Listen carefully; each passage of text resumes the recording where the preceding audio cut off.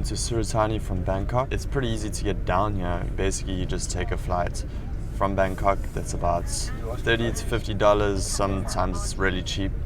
Then you get to Suratani and you take a bus to the ferry, which is at the port, and then from there you get across to the island. And I think the ferry takes about an hour. About to get to the island, I'll show you guys a little bit more about it once we're there, and it's going to be fun.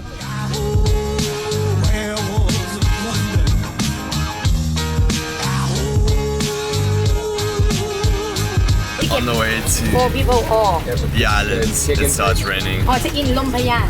Perfect timing. Same company. Yeah, hi. Never mind. This is Marcy. How do you feel about this weather? Because some people I they hate this weather. It's easier for my vacation. This one.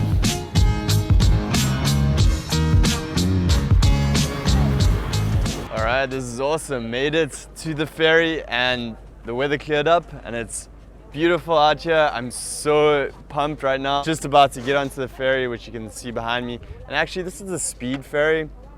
I believe last time I went to the islands, I actually went on the slow boat. This looks a lot faster, basically. So try get this one if you can. Oh, hey. Yeah, we got the same boat, I think.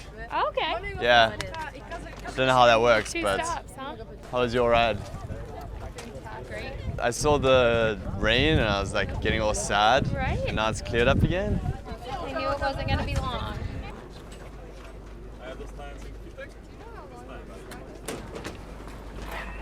Hello. Take a seat, please. Inside or outside, Oh.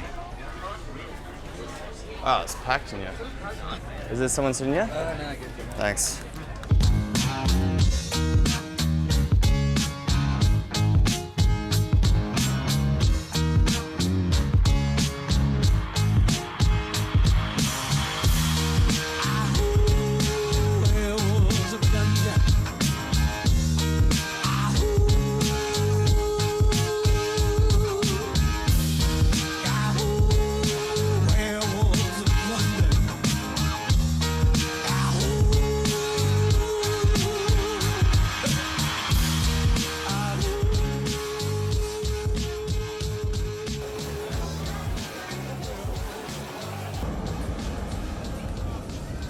So on the beach, it's beautiful out here.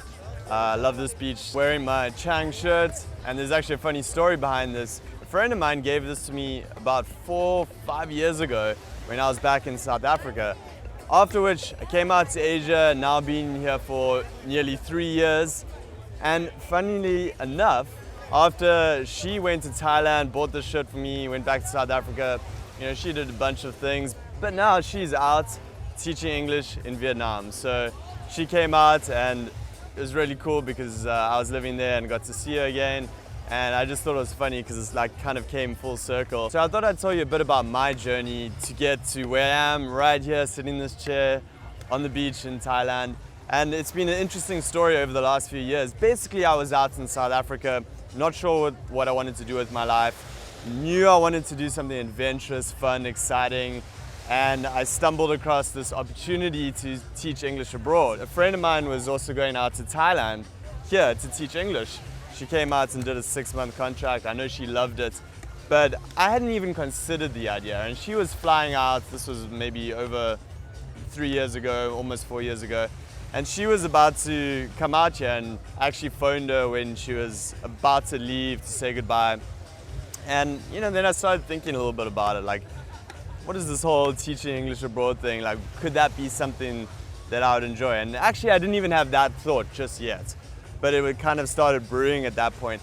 And then right after that, literally the same day, like I can't even make this up, a good friend of mine from high school who went to a different university to me, so we like remained good friends, but hadn't really even spoken in that long.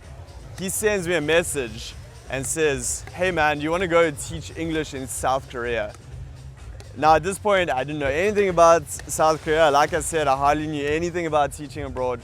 And then he goes and says that, and I'm like, yeah, let's do it. Like, without even really thinking about it. I'm the kind of person that likes to decide on something properly, but something just happened there that made me open to that option. And then it just started happening, and it happened, and I ended up getting out to Asia and coming out to teach English first for 1 year in South Korea. That was a great experience. Go back and watch all my videos on South Korea if you haven't. I have a lot of them all about the teaching, about life there. And that year was an amazing experience, not without its challenges. You know, I was in a smaller city, wasn't quite as exciting as being in a bigger one, I would say, but that also gave me opportunity to travel on the weekends but relax during the week, and actually that's when I did a lot of video editing of all the stuff that I did. So of course you can teach in a big city in South Korea, which I would probably recommend unless you're a small town kind of person. Cities are a bit more exciting. So South Korea was awesome. After that I packed everything I owned into one big backpack and headed out here to Thailand, and I spent a month on this very island in an amazing villa. It was absolutely stunning. It had this infinity pool looking out over the jungle, kind of in that direction there. And yeah, just had an amazing time with a bunch of friends, stayed for a whole month. Went up to Bangkok, Chiang Mai, explored Thailand a bit more. I was in Thailand for 2 months in total. And I guess it was traveling to a certain degree, but I didn't have a home, so it was also living, really. I was a bit of in that nomad mode, you know, just traveling around, living wherever I was. So then I kind of traveled on through Laos, beautiful scenery out there. You can tube down this river, which is super cool, and stop at all these little bars. That was absolutely awesome. Actually met up with a good friend of mine, Ricky, who's in a few of my videos, and we actually ended up both getting to Vietnam and teaching. So after that, I decided to go through to Vietnam and set up there. Now that was for a couple of reasons, because also the money that I had saved up was running low, but also for a while I'd already been working on Ninja Teacher as not just being a YouTube channel, but being a business that helps other people get started teaching. And I was already working on that, but it was quite difficult to do while I was traveling Thailand and Laos. So then I decided to set up in Vietnam for that reason. Then the second reason was that, of course, the teaching English scene is great in Vietnam, and I saw that as a good opportunity to start talking about that.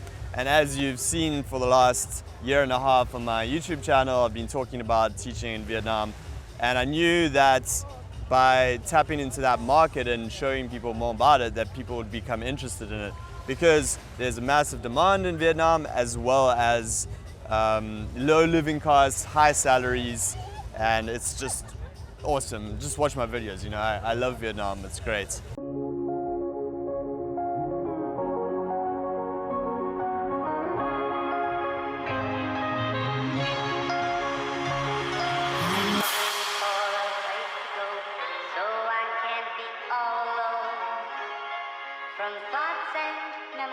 So if you've been following my YouTube channel since the beginning, and a few people have recently told me that that is the case, I love hearing those messages, and they're like, yeah, I've seen your journey right from the beginning. It's been really inspiring, and that really makes me feel awesome to hear that, because you know, I've just been doing this, like, whether it was gonna become a business or not, it was just something that I put a lot of time and effort into, to talk about and inform people and entertain and show people what life is like out here. So when I hear that someone's been following that journey, and a lot of those people that have not only just watched it as you know, as entertainment, but actually used a lot of the tips and advice that I gave to go ahead and actually follow that lead of actually starting their own journey. So I guess that's what I'm getting at with this story is, now after going to Cambodia a few times, traveling there, also I traveled to the Philippines while I was out here, Malaysia, done a lot of traveling, got around a lot. Still a lot more I want to do, but it's a good start. It's been an amazing, adventurous 3 years. And you know, I taught a little bit in Vietnam, but as things transitioned into full-time with Ninja Teacher, helping other people get started, you know, I haven't really been doing the teaching myself, but I've really been enjoying the experience of talking to potential teachers on a day-to-day basis and giving them options and helping them get started teaching themselves. It's kind of like paying it forward a bit, because I know that for me it was such a great opportunity and great experience that allowed me to come out here and live this really, really cool lifestyle for the last 3 years. So I guess by sharing that quick recap of my story, I want you to think a little bit about what your story is going to be. Now, the cool thing about teaching English abroad is that you can create your own story.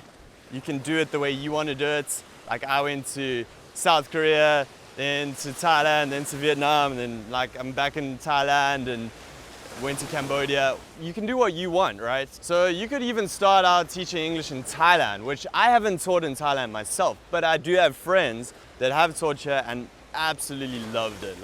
And I totally get that, because I love the people here, the food, the beaches, the culture. So if you wanted to come out to Thailand start teaching, well, that's a great choice too. You know, I think that there's no right answer to where the best place to teach is. And I know people that are strongly in favor of certain countries and not so much the others. And from my point of view, if I get that question, like which is the best country to teach in, I don't have an answer for people, because it depends on you. And it depends on what you like, what your lifestyle choices are. And going even a little bit deeper than that, not only do I not have an answer to that because I don't know, I don't have a favorite. You know, each period of my life has been different and I wouldn't take any of them back.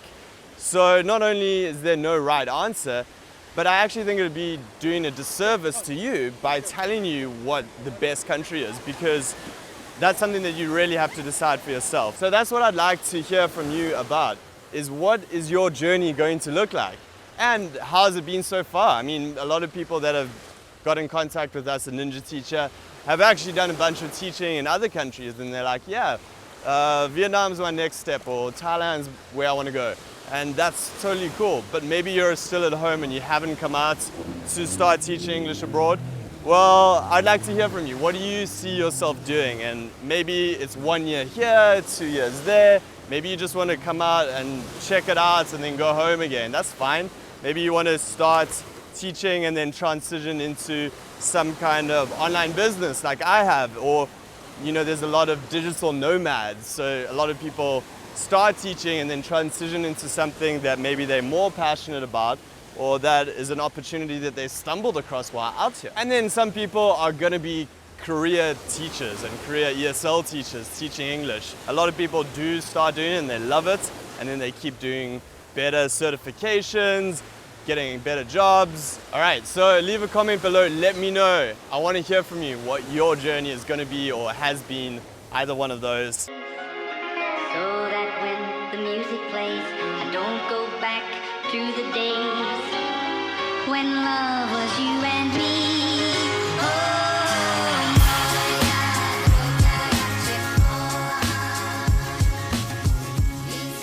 I'm going to go eat some more Thai food, maybe have a beer, chill out on the beach, and I'm looking forward to the next couple of days here in the islands. So stay tuned for the next video. I'm going to be talking a little bit more about teaching English out here, and more importantly, how to get started teaching out here and what you want to factor in when you're considering different options for ways to get started teaching.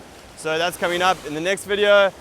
Make sure to subscribe and like this video, and I'll speak to you in the next one. Peace.